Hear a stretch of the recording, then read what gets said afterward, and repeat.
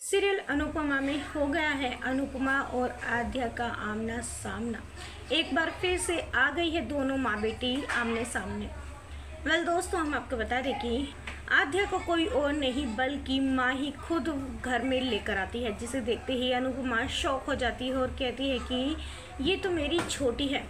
माँ ही कहती है, बिल्कुल ठीक कहा माँ आपने, ये आपकी छोटी अनु ही है, हमारी आद्या जो कुछ साल पहले हमें छोड़कर चली गई थी। आज ये इतनी बड़ी हो गई है कि अकेले ज़िंदगी जीना पसंद करती है। अनुपमा आद्या को देखते ही गले लगाती है, लेकिन आद्या अनुपमा को रोक देती है और कहती है कि वहीं रुक जाइए, मेरे पास आने की कोशिश भी मत कीजिएगा। आद्या के ये शब्द सुनते ही अनुपमा शौक हो जाती है और कहती है कि आद्या, तू ये कैसी बातें कर रही है, तू मेरी बेटी है और तू मुझे खुद से मिलने से नहीं रोक सकती है। आद्या कहती है, आजकल तो आपकी बेटी कोई और ही है माँ ही, आपने मुझे बुलाकर माँ ही को अपनी बेटी बनाकर रखा हुआ है ना, तो फिर क्यों मुझे अपनी बेटी बेटी किए जा रही हो। अगर मैं आपकी बेटी होती तो कुछ साल पहले मेरे घर छोड़कर जाने की वजह आप न होती। अनुपमा कहती है, ये तू क्या कह रही है, मैंने कब तुझे फोर्स किया तो घर छोड़कर चली जा, मेरी क्या गलती है, क्या तू मुझे बताएगी।